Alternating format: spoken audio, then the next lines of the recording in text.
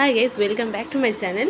তোমাদেরকে আমি আগের দিনকে জানিয়েছি আমার দাদার বিয়ে ঠিক হয়ে গেছে। তো আমি আর দাদা বেরিয়ে পড়েছি আইবুড়ো ভাত খাওয়ার উদ্দেশ্যে। হ্যাঁ, আমার নয়, দাদার আইবুড়ো ভাত।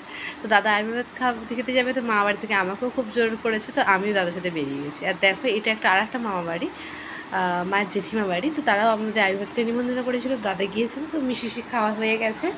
তো দেখো, এবার আমাদের খেয়ে দিয়ে মামাদের ঘরে এসে বসে আছি, যে ভাই বোন মামা সবাই খেলা দেখছে। আর এই যে আইবুড়ো ভাত খাওয়ার টাইম হয়ে গেছে, দেখো দাদাকে নিয়ে চলে এসেছি ঠাকুরকে প্রণাম করতে।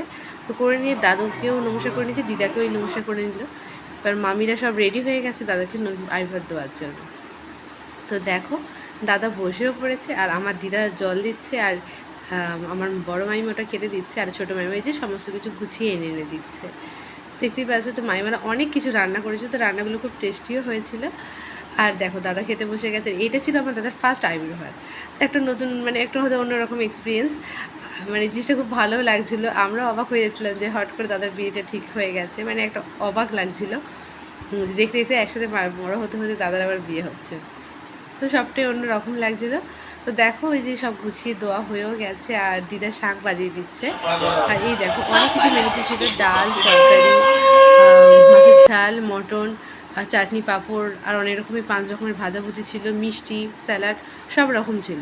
তো এই যে দিদা এখন দাদাকে পায়েস খাইয়ে দিচ্ছে। আর ডান দিকেটা হচ্ছে আমার বড় মাইমা, আর ওটা ছোটো মাইমা। তো সবাই বসে আছে, আর সবাই খাইয়ে দিচ্ছে দাদাকে পায়েস। তো এইভাবেই আমরা দিনটা সেলিব্রেট করলাম। এবার দাদার খাওয়ার পরেই আমি খাওয়া দাওয়া করে রাতে বাড়ি ফিরে ফেললাম। এইটুকুনি ছিল আজকে ছোট্ট মতো ব্লগ।